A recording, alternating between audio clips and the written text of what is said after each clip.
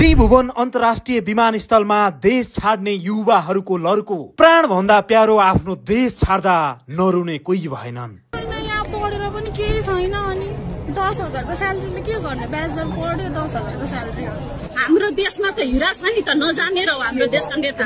सधैँभरि यसरी यतिकै मान्छेहरू जान थाल्यो भने नेपालमा को हुन्छ? बुढाबुढी बाहेक कोही हुँदैन। मासु र भातमा बिक्ने हाम्रो जनताहरूलाई चाहिँ राम्रो ठाउँमा भोट सदुपयोग गर्नु होला। अब 84 मा अहिले नेपालको झण्डा पनि उडाइरहेको छ हैन तपाईलाई? कतिको माया लाग्छ? अब नेपालको झण्डाको त माया लागिहाल्छ। एकदमै त्यही भएर यो अरु केही नभए पनि यो चाहिँ साथमा लिएर जान्छु भनेर। यो देश छोड्दा चाहिँ कतिको पीडा हुँदो रहेछ? हुन्छ हजुर, पीडा त भइहाल्छ। मेन चाहिँ अब फ्यामिलीसँग टाढा बस्नु पर्दाको हो।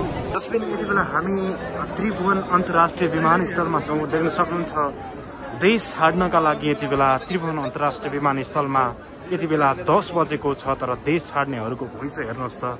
साँच्चीकै काहाली लाग्दो दृश्य हामीले देखाइरहेका छौँ। कोही रोइरहेका छन्, रोइरहेका दृश्यहरू हामी देखिरहेका छौँ। देख्न सक्नुहुन्छ निकै भावुक दृश्य छ दर्शकवृन्द। यति बेला त्रिभुवन अन्तर्राष्ट्रिय विमानस्थलमा साँच्चैकै आँसुका भेलहरू बगिरहेका छन्।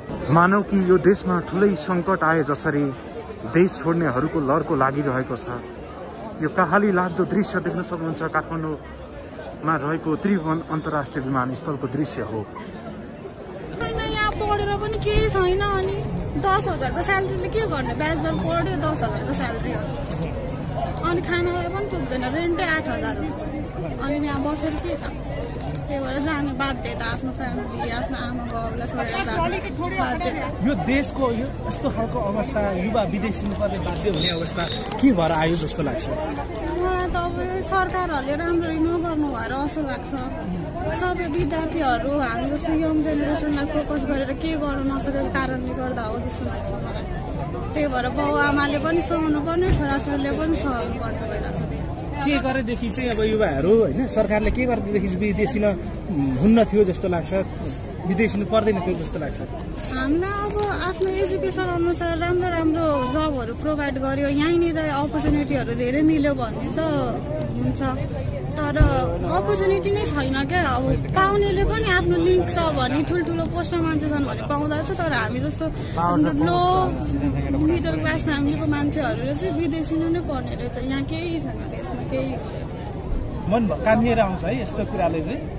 अरू त के होइन, मलाई मम्मीलाई देखेर चाहिँ यस्तो भइरहेछ। तपाईँको मम्मी हो? नमस्कार हजुर। आज छोरीलाई बिदा गर्न आउनु भएको छ है? के भन्नुहुन्छ? कतिको यो यस्तो देशको अवस्था कसरी आयो जस्तो लाग्छ तपाईँलाई?